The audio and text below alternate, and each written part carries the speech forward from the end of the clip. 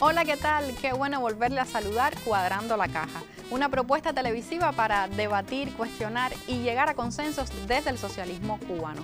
Yo soy Marx Lenin Pérez y le doy la bienvenida a este cuadre diferente, porque hoy vamos a conversar sobre el proceso inversionista en Cuba. Si avanza, si a usted le cuadra el tema, acompáñenos. Y para conversar sobre inversiones en Cuba, estoy acompañada hoy en el estudio por la licenciada Naila Matienzo, quien es la jefa del Departamento de Evaluación de Inversiones del Ministerio de Economía y Planificación. Hola, ¿qué tal? Agradecida por la invitación. Y con nosotros también se encuentra el ingeniero Yuri Suárez, quien es especialista principal en la empresa de mantenimiento a centrales eléctricas. Correcto, sí mismo. Gracias. Y con nosotros también está el máster en ciencias, Wilber Carbonell, quien es el vicepresidente del grupo empresarial de la industria química. Gracias por la invitación. A ustedes tres, las gracias por aceptar la invitación. ¿Están listos para el debate? ¿Cómo no? Pues yo les propongo que en este primer momento del programa hagamos una especie de diagnóstico de cuál es el estado en el que se encuentra este sistema, este proceso de inversiones en nuestro país. Y para eso voy a tomar como punto de partida una frase que está en un trabajo que puede leerse en Cuba Debate en el mes de abril, y es del viceprimer ministro y titular de Economía y Planificación, Alejandro Gil. Él mismo comenta que desde 2015 hasta la fecha no se cumple con el plan que se tiene para cada año de inversiones en nuestro país y que además en la mayoría de los casos este queda por debajo del 90%. Ahora, me gustaría preguntarles, ¿cuáles son las causas de que esto no se cumpla y que además se creen condiciones en las que se reproduce este problema? Pues sí, es cierto. Desde el 2015 los planes de inversiones se cumplen alrededor del 90%. El proceso inversionista es un proceso bastante complejo y no se puede ver aislado de los resultados que obtiene la economía. Está estrechamente vinculado con las producciones de las industrias de materiales y con los compromisos de ingresos que tienen los organismos.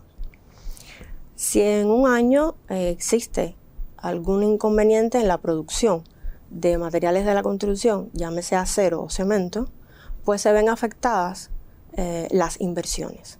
Asimismo, si hay alguna reducción en cuanto a importaciones, pues se ven afectadas las inversiones también, sobre todo aquellos programas priorizados como la vivienda y el programa de alimentos.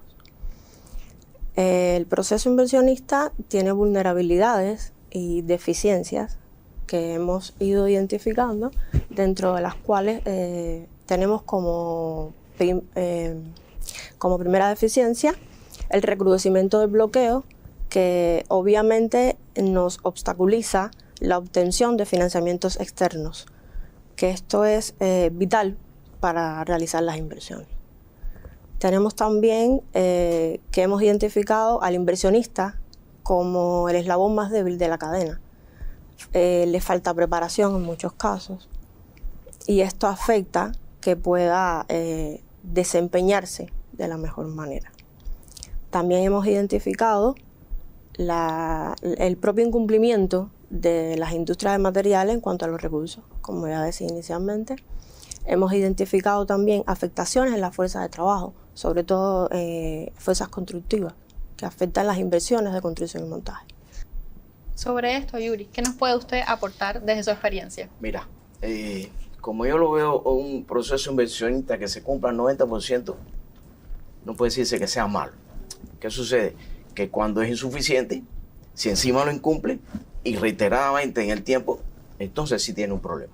Ese 10% o más y tiene una implicación económica, tiene una implicación negativa en todos los procesos. En la sociedad en general, en la actividad económica, en todo. Tiene una implicación negativa y de ahí la importancia y la relevancia. ¿Qué sucede? Eso es cierto, lo que ella plantea, es así, pero usted tiene que prever eso. Si usted no prevé eso en su primera etapa, porque las inversiones usted las prepara con tiempo, y como yo lo veo, usted tiene que preparar la inversión mucho tiempo antes. Este es el tiempo en preparar la inversión. Es el principal momento. Ya después que usted la preparó, que se la aprobaron, que empezó a ejecutarla, ya todo está hecho. Entonces podemos identificar como una de las causas es falta de preparación. Sí, que no le quepa menos duda. La insuficiente preparación de las inversiones para mí es la principal causa. ¿Esto tiene algo que ver con los planes de factibilidad? Sí, todo tiene que ver. ¿Por qué? Porque usted en ese momento es que empieza a concebir su esquema inversionista. Las ideas empiezan a fluir, empiezan a hacerse las propuestas, se hacen las tareas técnicas, se hacen las ingenierías básicas. Se empieza a trabajar en eso. Si usted no hace los estudios como tiene que hacer, si encima no hace un estudio de mercado serio, profundo, que le diga a usted, para ese esquema inversionista, cuál va a ser su mercado real. Si no hace eso, porque a veces tiende a omitirse en los estudios nacionales, tienden a omitirse los estudios de mercado, y el mercado nacional es un mercado como cualquier otro. Tiene comportamientos iguales que los demás mercados. Por lo tanto, tiene que tenerlos en cuenta. Y se omite muchísimo. Pero además, las inversiones, hay una tendencia terrible a imponer criterios inversionistas. Comprar tecnología porque me parece que es la mejor, porque considero que es lo que necesitamos, porque quiero. ¿Y estos criterios de dónde vienen? De donde venga, de la ¿Ajenos jefatura. a la empresa, No, son criterios de los que proponen, de los propios inversionistas incluso. Por lo tanto, las inversiones no pueden verse como un problema de capricho. Tienen que planificarse, tiene que trabajarse seriamente y gástese el tiempo en prepararla. Es ahí donde está el handicap de ese problema. O sea, hay que gastarse ese tiempo. Es lo fundamental. Un segundo factor. Usted tiene que convencerse de los resultados de esa inversión para poder convencer a los demás. Ocurre con una frecuencia tremenda que usted manda a hacer los estudios de factibilidad, digamos, a una institución especializada en ello.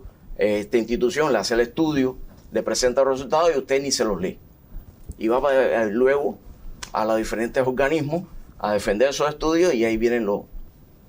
En el supuesto se lo aprueban, pero usted todavía sigue sin dominar lo que usted presentó. Para los que no somos especialistas en el tema, ¿qué son los estudios de factibilidad? Un estudio de factibilidad es el estudio que le dice a usted si su inversión es viable o no viable, si se puede ejecutar o no se puede ejecutar, si económicamente es rentable o no es rentable. O sea, que no es una cuestión de voluntad, ni de capricho. ¿En qué periodo se va a recuperar su inversión? Un estudio.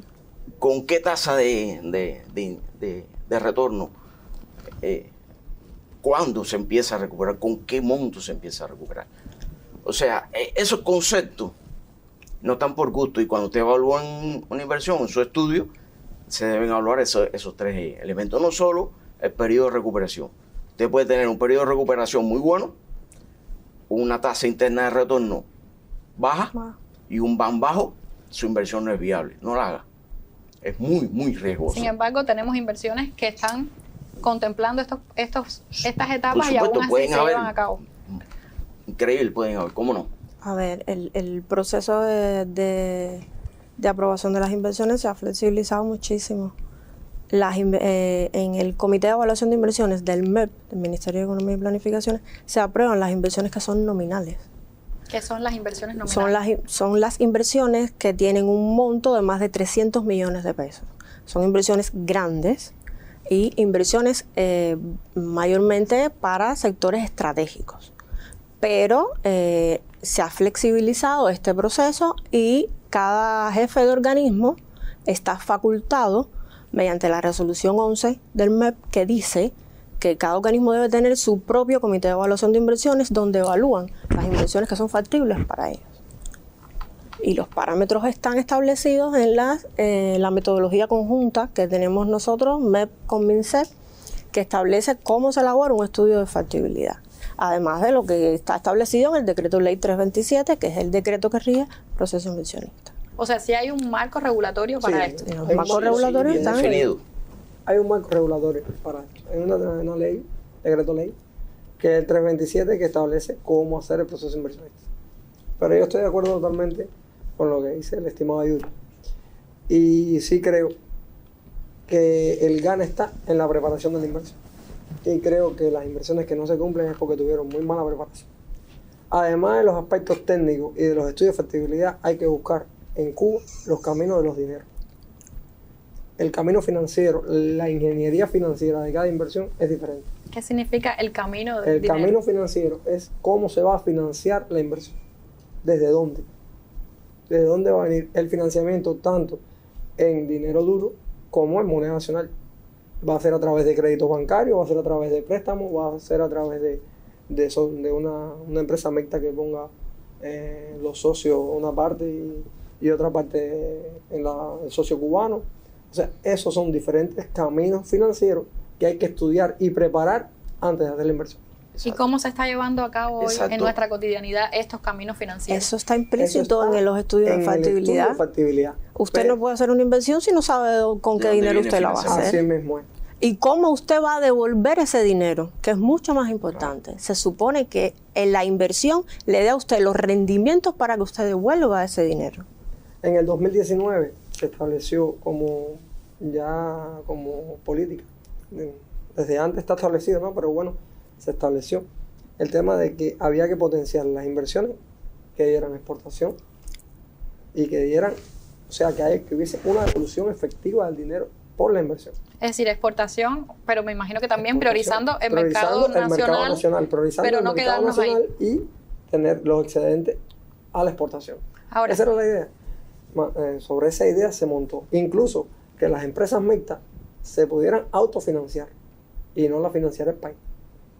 Que las inversiones que se hicieran en empresas mixtas se autofinanciaran y no las financiara el país. perfecto. Esa es la idea. Porque la idea de un negocio es que funcione y Que sea rentable. que se retroalimente de su propio dinero. O sea, que haya una reproducción simple del dinero. Y esa es la idea con los caminos financieros. A eso me refiero cuando digo que es también una de las por las cuales no se cumplen muchas veces los planes de inversión. Porque no se tiene la profundidad, no se hace el estudio con tanta profundidad como se debería. Es decir, que entre las causas encontramos como algo esencial hacer estudios de factibilidad. Y La respetar calidad los de los tiempos, estudios. la calidad de no solo hacer los estudios, Porque sino que tengan calidad. Los estudios están. Bueno, pues yo ahora mismo les propongo hacer una pausa para enseguida volver con este tema que está bien interesante. Y volvemos a cuadrar la caja con el tema de las inversiones, porque hay un término que usted me mencionaba ayer en la preparación que me resultó muy interesante y ya hace un momento decía inversiones para exportar, pero ayer me comentaba inversiones para la soberanía. ¿Qué quiere decir esto? ¿Se puede hacer esta distinción en la práctica? Bueno, como clasificación en la ley no está, pero por la poca experiencia que tengo en el tema de las inversiones, Poca experiencia de 7 años. casi 7 años, en el tema de las inversiones sí las he visto que funcionan de esa manera. Hay muchas inversiones que, aunque no son factibles, económicamente son de mucha importancia para el país. Son estratégicas y por tanto hay que hacerlas. Por ¿Por qué? ejemplo, Porque salvaguardan. Pongo por ejemplo, nosotros hoy estamos haciendo una planta de oxígeno en la zona oriental. Y esa planta salvaguarda todo lo que nos pasó en la COVID, que lo vivimos y estamos evitando un pico como ese. Y eso es la salvaguarda del país y tiene que ver con la salud. Y así, otras inversiones que se han hecho en el país que son muy importantes para la soberanía, para la alimentación, fundamentalmente. Hay otras que se han... ¿Cómo? Inversiones para las vacunas. Inversiones para las vacunas cubanas. Después se ha logrado exportar, han cambiado el enfoque, pero al principio se logró hacer... Nacieron como inversiones para la soberanía y para la protección del pueblo. Y hay muchos otros ejemplos. Los ventiladores pulmonares que se hicieron en medio de la COVID fueron una inversión tecnológica, un equipo tecnológico que se puso en función de la salud del pueblo cubano y que se utilizó, que se validó y que nos ayudó. Y eso fue una inversión social, como una serie de inversiones que se hacen en la salud pública y que son de soberanía, evidentemente. Que pudo no haber sido rentable si estamos hablando en términos fríos de números, digo yo. En ese momento no tengo la percepción de que si se valoró la rentabilidad, ¿no? Pero era la urgencia, persona, no tiene precio, por lo menos en Cuba y en el socialismo. En el socialismo. ¿Cuánto vale la vida de una persona? Y había que salvar personas y también el bloqueo no dejó que entrara ningún otro tipo de ventilador. E incluso todos los suministros médicos estaban parados y simplemente lo que se hizo fue buscar, con la sabiduría cubana, hacer un producto cubano que salvara la vida de las personas que estaban en los hospitales. De ciencia e innovación estuvimos conversando la semana pasada. Bueno, esto es una inversión que tuvo ciencia e innovación, pero al final se convirtió en una inversión. Hoy todavía se hacen los ventiladores. Incluso ya no solamente se hacen para personas, sino también se hacen para animales. ¿entiendes? Y es algo que da soberanía al país.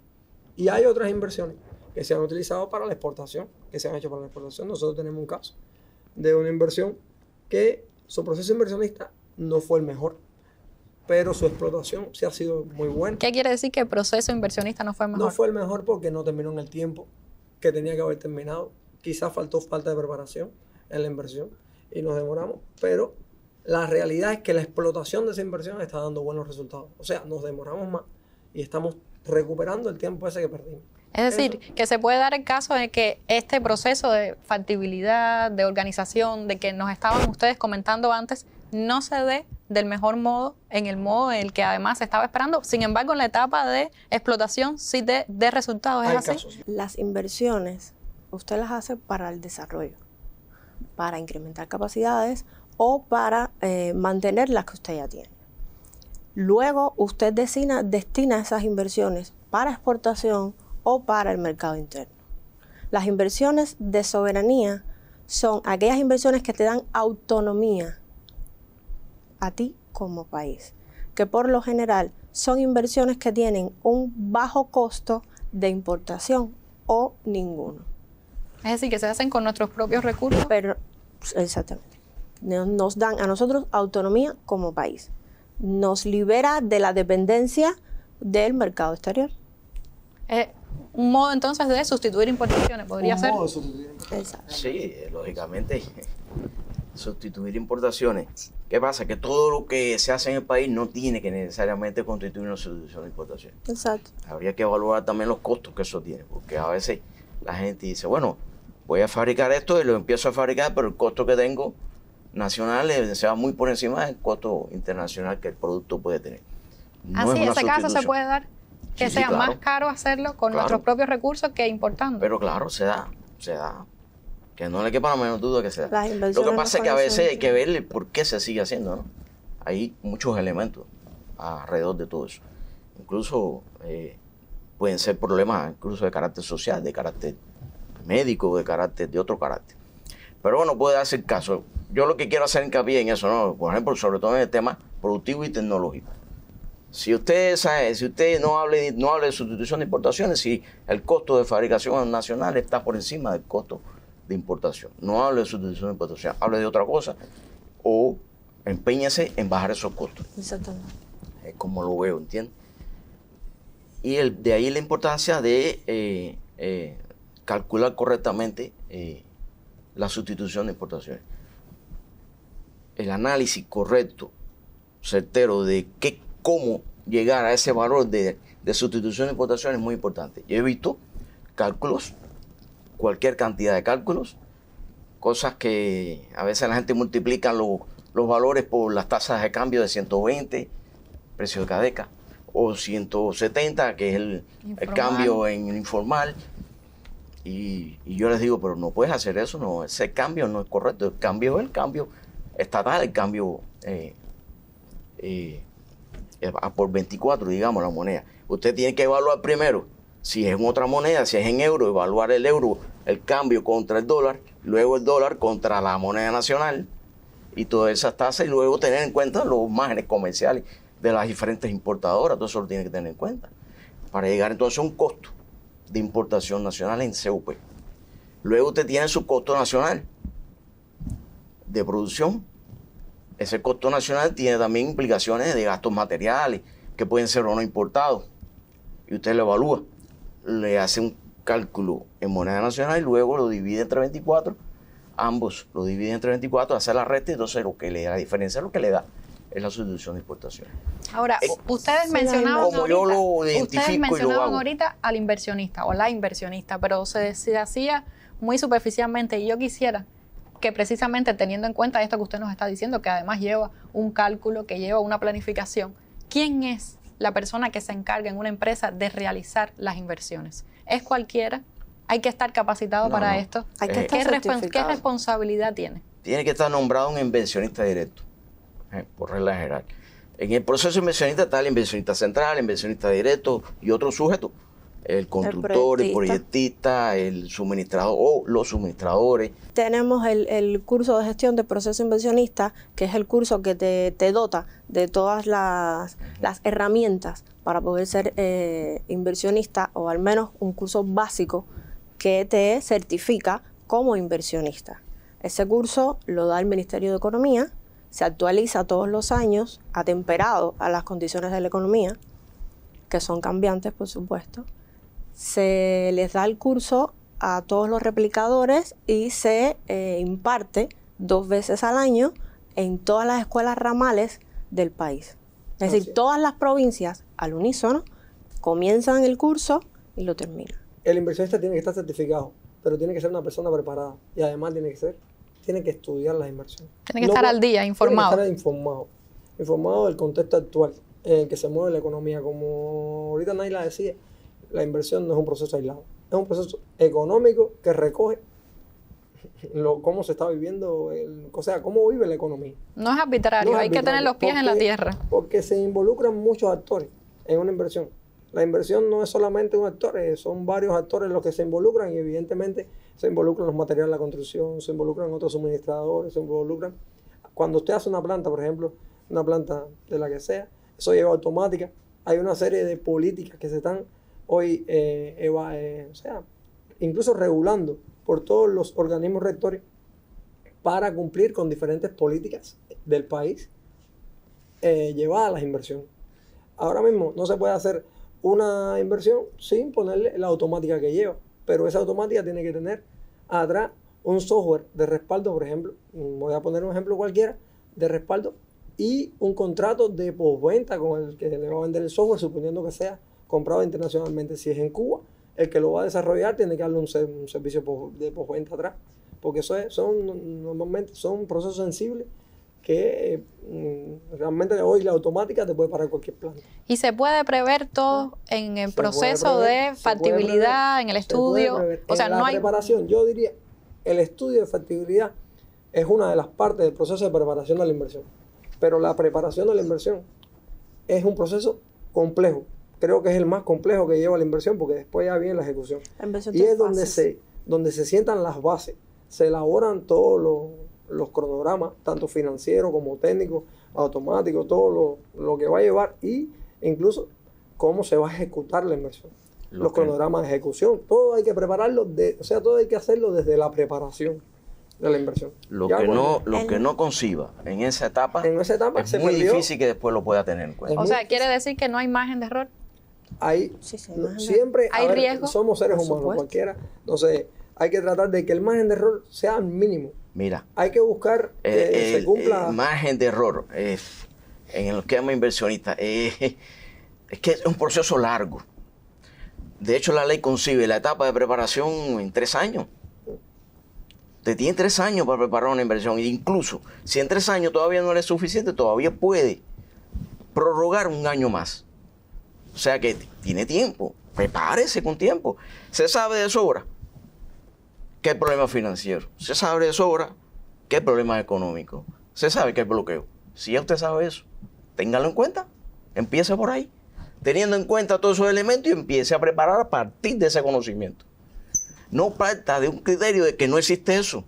De que voy a tener todo el financiamiento del mundo, de que voy a tener todos los materiales de condiciones ideales. De condiciones ideales que muchas veces no existen. Que la inmensa mayoría de las veces no existen. Hay que lucharla, hay que zapatearla.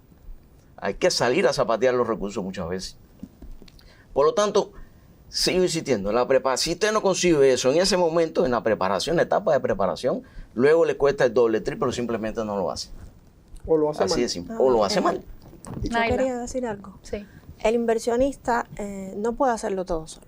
El inversionista debe rodearse de un equipo que lo ayude a la toma de decisión.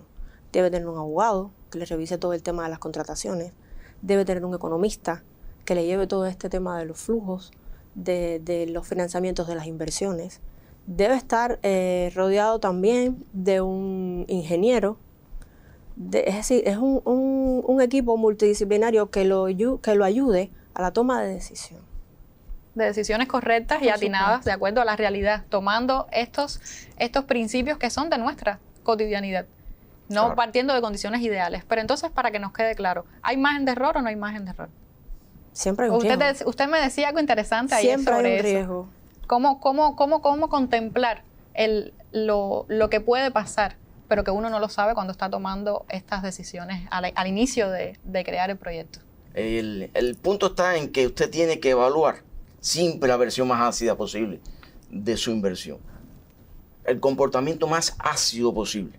Usted tiene que buscar el mínimo digamos, el mínimo de ingresos, el máximo de gastos. El peor de los escenarios. El peor de los El escenarios. escenario pésimo. Si en ese peor de los escenarios su proyección le es viable, le da buenos resultados, de ahí para allá siempre va a ser bueno.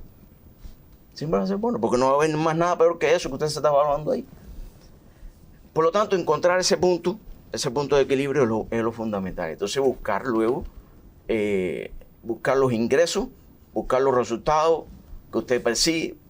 A veces no es fácil, a veces, sobre todo en determinados esquemas inversionistas, no de tan envergadura, pero ya más asentados, atinados a las empresas propiamente. Hay inversiones de carácter constructivo que van hacia, digamos, remodelar una infraestructura. No es una inversión productiva, no es una inversión que le genere a usted dividendos, pero sin embargo está generando una protección, está contribuyendo a proteger una serie de activos que tiene ahí adentro. Si usted no protege, usted no reconstruye ese inmueble, con un meteoro ese inmueble se le puede venir abajo, no solo se pierde el inmueble, sino pierde todos los equipos que están ahí adentro. Y ahí tiene un efecto económico. La pérdida de todos esos materiales, todos esos recursos. Con respecto al marco regulatorio, este decreto ley que ustedes me comentaban, ¿qué otras cuestiones contempla la ley sobre el proceso inversionista? La ley abarca todo el proceso inversionista. Desde el principio al fin. Con todas sus fases. Las tres La etapas. fase de preparación, Las tres la etapas. fase de ejecución y la fase de explotación. Todo. La E ley, incluso habla de la posinversión después. la ley está muy completa. Tiene incluido los realmente. mantenimientos, tiene resoluciones complementarias a todos los órganos que intervienen en el proceso inversionista. Y la ley, ya que me dicen que está completa, ¿por qué no se utiliza entonces como una herramienta de trabajo o no no puede es serlo? una herramienta de trabajo que es la Biblia. herramienta. y aplica a todos los sujetos que existen en el país. La ley es tanto vigente y aplica para las personas naturales como para las personas jurídicas. Las personas naturales, como tú y como yo, lo que se aplica de la ley es lo que es referente a la permisología. Es decir, los permisos que usted requiere solicitar para arreglar su casa, permiso de construcción, otros tipos de permisos así.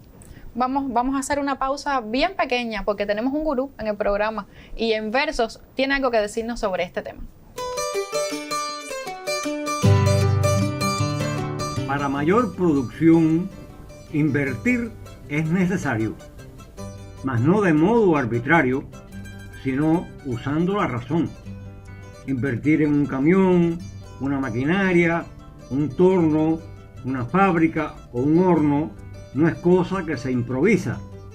En la cuenta se precisa buena tasa de retorno.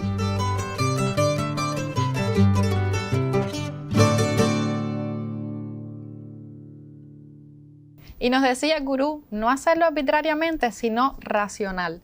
Y yo quiero que en este último momento del programa tratemos de ser prepositivos. Y me gusta preguntarles, ¿qué harían ustedes diferente para, conectándolo con el inicio del programa, no seguir reproduciendo circunstancias, condiciones en las cuales vuelva a tenerse el proceso de inversiones en Cuba como un problema a resolver? ¿Qué haría usted diferente? Bueno, lo que haría diferente fue lo que hablé en un momento determinado. Hay que estar preparado, hay que estudiar. Hay que estudiar de inversiones, si es el mundo en el cual se va a mover. Para hacer una inversión hay que estudiar la inversión, hay que estudiar el mercado, como lo decía acá mi estimado Yuri. Hay que estudiar cómo va a ser la reproducción simple del dinero. Hay que estudiar los caminos financieros, que fue lo que hablé. O sea, todo eso prepararlo. Y utilizar bien el tiempo de preparación de la inversión. Ese es el decisivo.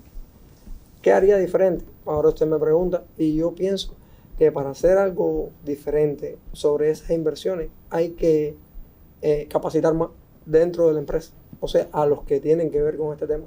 Capacitarlos diferentes sobre la base de las condiciones actuales, o sea, no sobre la base del sueño de que mañana lo vamos a tener todo, ni que lo tenemos todo, no, sobre la base de las condiciones actuales. ¿Cuáles son las circunstancias financieras que hoy están? ¿Cuáles son los caminos, o sea, los temas de recursos que hoy nos frenan las inversiones? Con la experiencia, ¿no?, de lo vivido y además con la situación actual real que tenemos hoy en España. Eso sería lo que yo haría diferente en temas de capacitación. ¿Qué haría más? Bueno, yo pienso hay que chequear más las inversiones. Las inversiones necesitan más chequeo. ¿Por qué? Porque no solamente es hacer la inversión, es la calidad de la inversión. Cuando me habla de chequeo, ¿a qué se refiere? Al chequeo de las obras. Normalmente a veces se conforman normalmente son los contratistas que uno contrata para que le chequee la inversión y no puede haber un grado de conformidad en la inversión. Estamos recordando de que estamos haciendo un activo que va a dar más productividad en función de un bien social o de un bien productivo al final que va a mejorar la sociedad. Porque se supone que el inversionista no sea la misma persona que chequee la obra. Puede ser el mismo o puede contratar a alguien. Para que haya contraparte, que es ¿no? otro sujeto. Pero bueno, yo lo hablo como inversionista, que era a lo que estamos haciendo alusión aquí. El inversionista tiene que chequear más las obras. Suponiendo que sea una obra de construcción y montaje, tiene que chequear más. Si es una compra, bueno, tiene que revisar las características técnicas de la compra, revisar los servicios postventa que va a haber después, que hoy eso se queda un poco en el aire. Hoy compramos, por ejemplo, un equipo y no viene solamente con un kit. Y bueno, después que se acabe ese kit, ¿qué va a pasar con el equipo? ¿Cuál es el mantenimiento? Porque normalmente compramos nuevo, desechamos viejo y se acabó el nuevo y hay que volver a comprar. Y es un tema. Y no se supone que eso lo tuviéramos en cuenta en la etapa primera. En la preparación. Ahí está, por eso digo que el kit de la cosa está en la preparación de la inversión. Vuelvo a caer, siempre que vayamos a hacer algo diferente, lo tenemos que hacer en la preparación. Porque ya en la ejecución es la compra del equipo, la construcción, el montaje y revisar la calidad de lo que se está construyendo, realmente del montaje, de la calidad como tal, de la inversión, de la ejecución. Eso lleva un chequeo. Creo que en los últimos tiempos nos lo han demostrado. Y lo otro que yo haría es, ahorita él hablaba de una cosa, que es que hay que valorar cuánto puede costar. Y yo me haría otra pregunta. ¿Cuánto cuesta no hacerlo? Esa pregunta si quiero hacer algo diferente, no está en la ley, no está en ningún lado, pero normalmente siempre me lo hago. ¿Cuánto cuesta no hacer eso y tener lo que trae? O sea, en el caso de que hubiera que importarlo. En las condiciones de Cuba, hablo. Porque en otras condiciones quizás es más fácil porque, bueno, no hay bloqueo, pero en Cuba, que es muy complicado el tema de las importaciones, aunque no estamos hablando de eso, yo siempre me pregunto lo mismo, ¿no? ¿Cuánto cuesta no hacerlo? Y entonces esa es otra de las cosas que haría yo diferente. Porque también creo que eso también hay que evaluarlo en el estudio de factibilidad. Me parece, ¿no? Creo que es lo que yo propondría, ya le dije, mi escasa experiencia de unos años solamente de inversiones. Y Naila, ¿usted qué tiene que decirnos para marcar la diferencia con lo que se está haciendo Pues ahora? siguiendo el hilo de lo que decía Wilber, nuestro país cuenta con un plan de desarrollo. Plan de desarrollo que es parte de las herramientas para conducir la economía hacia un desarrollo próspero y sostenible. Dentro del macroprograma de gobierno e institucionalidad existe un proyecto que se llama Eficiencia y Eficacia del Proceso Inversionista, que dentro de las aristas que toca está el tema de la capacitación hacia el inversionista como el eslabón más débil. Como decía al inicio de la intervención, nosotros lo identificamos como el eslabón más débil. Y dentro de ese proyecto hemos previsto una pirámide de capacitación para dotar de herramientas al inversionista. Está en la actualización del curso del 327, el curso de gestión del proceso inversionista. Está también una carrera de ciclo corto para inversionistas que estamos trabajando de conjunto con el Ministerio de Educación Superior, que debe abrir las puertas ya a la carrera en el primer trimestre del próximo año, 2024. Sí. La sede va a ser la CUJAE. Va a estar acompañado de un plan de estudio con todas aquellas asignaturas que nosotros entendemos que debería tener el inversionista para una toma oportuna de decisión. También tenemos previstos hacer maestrías, diplomados y bueno, ya en un futuro el tema del diplomado y el doctorado, que ya sería un nivel superior. También tenemos previsto nosotros, dentro de ese mismo proyecto, evaluamos un proyecto de incentivo hacia el inversionista, porque es cierto que el inversionista, al ser el eslabón más débil, se siente poco motivado en ocasiones. Y estamos trabajando un proyecto de incentivos hacia el inversionista directo, que es el que está de frente hacia la obra. ¿Y por qué se siente poco motivado el inversionista? Esto me suena un poco porque al final paradójico. los resultados negativos que pueda llegar a tener la inversión, pues corren a su cuenta, porque es el que está de frente. Es el responsable directo. Exacto. Entonces podríamos intentar incentivarlos de alguna forma para corregir este efecto. Para motivarlo. Y bueno, yo les decía, ¿qué harían diferente? Y no le quito la pregunta, pero también le agrego, ¿y qué podríamos seguir haciendo? Porque aquellas cosas que funcionen, me imagino que haya que seguirlas, que haya que reproducirlas. Claro, diferente, yo la verdad no veo que haya que hacer mucho. Diferente. Aplíquese a la ley. Haga lo que dice la ley, estudie, y si no sabe, prepárese. Pregunte, mejor. estudie. Exacto. Si no sabe, haga un alto y prepárese. Conocimiento no es patrimonio de nadie. El conocimiento está ahí para que usted lo busque, lo tome y lo implemente. Así de simple. Claro, no es tan simple. Es un poco más complejo en los escenarios en que vivimos, en las empresas, los directivos nuestros. Muchas veces el propio director de empresa se convierte en inversionista directo porque no está creada una dirección integrada de proyectos, porque no hace falta, porque sería crear nuevas estructuras, nuevos salarios, nuevas organizaciones que no tienen necesidad de hacerse, porque desde las estructuras mismas de las organizaciones se puede resolver el problema inversionista. Solamente que hay que aplicar la ley. Eso, aplique la ley. Mire, la ley no es 100%, la ley tiene sus lagunas, lo sabe todo el mundo, bueno, pero fue una ley revolucionaria en su momento. ¿De qué año es este decreto? En 2014 empezó a implementarse más bien en 2015. Fue una ley que en su momento chocó fuerte a la gente porque realmente lo que había en aquel entonces era la resolución 91 y la ley tomó parte de las cosas que decía la resolución y las implementó, las mejoró y de hecho incrementó nuevos conceptos, nuevos elementos. De ahí que la ley fue un impacto revolucionario en el proceso inversionista y sí vino para bien. A la luz de hoy tiene evidentemente lagunas, ¿no? ¿Qué le falta a esa ley? Le faltan algunas cosas. Por ejemplo, la ley implica lo mismo. Comprar un celular es lo mismo para comprar un celular que para hacer una termoeléctrica. O sea, cosa que... y usted compara qué cosa es esto con aquello y nada que ver. Por lo tanto, usted ahí tiene que establecer diferenciaciones. La ley tiene que buscar esas cosas. Como qué tratamiento darle a un tipo de inversión, qué tratamiento darle a otro tipo de inversión. Desde el punto de vista documental, desde muchos puntos de vista. Que dicho sea de paso, hoy en día se hacen, pero la ley sigue siendo la misma estática, para la todos. misma para todos. Yo pienso que sí, que se está revisando la ley, se debe estar revisando, supongo, y que en su momento deba modificarse en algunos aspectos. Y si no, bueno, ya queda como una recomendación desde Cuadrando la Caja. Puede, claro que sí. De todas maneras, de esto se ha hablado mucho en muchos lugares. Mucha gente ha hablado de esto en diferentes escenarios. Por lo tanto, yo repito, aplíquese a la ley y estudie. Y si no sabe, vaya y pregunte. Vaya y estudie. Así de simple. ¿Algo más que agregar sobre esto para precisamente encontrar la eficacia y la eficiencia en el proceso inversionista cubano para terminar en los últimos minutos del programa? Creo que nos queda para, en una frase bien corta, hacer una conclusión de lo que hemos visto hasta ahora. Comienzo con usted, Wilber. Bueno, en una frase bien corta, yo diría que en la preparación está el gane, está el éxito de la inversión.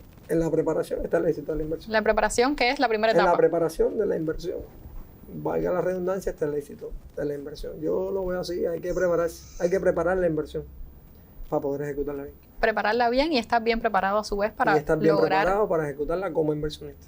Naila. Estoy de acuerdo con Wilber y diría más, invertir bien y obtener rendimiento, que es lo más importante. Los resultados. ¿Y usted?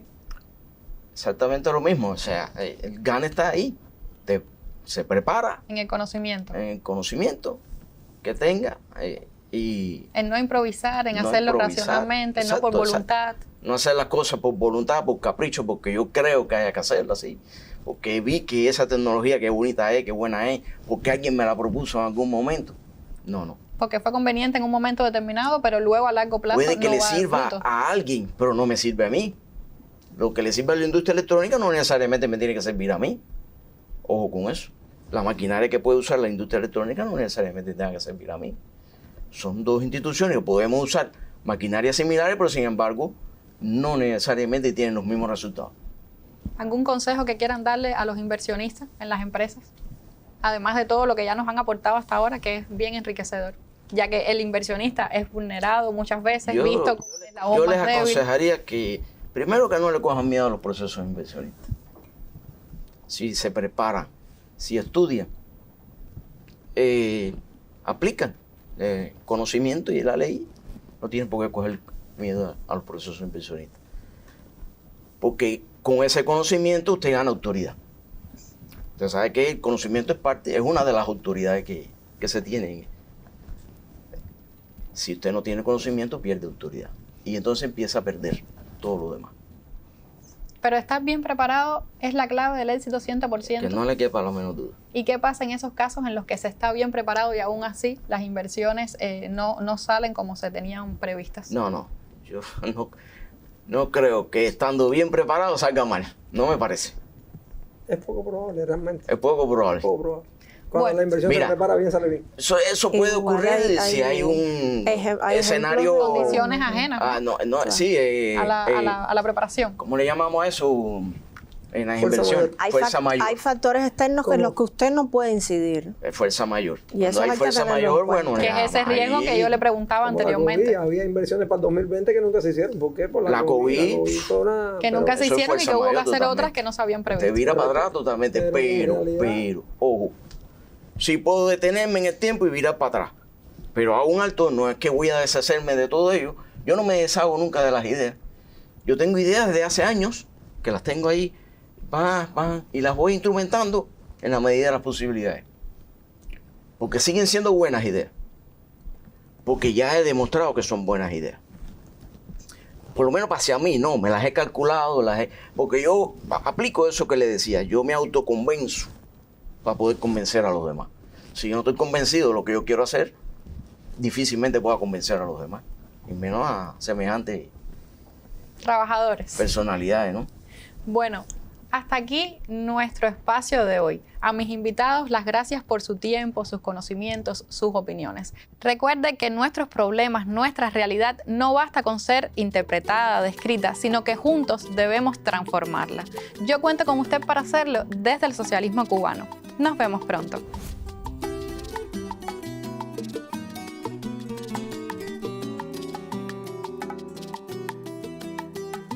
Voy a sacar la licencia para hacer un timbirichi.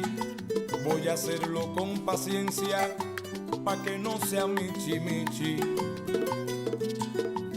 Mi timbirichi, ichi, ichi.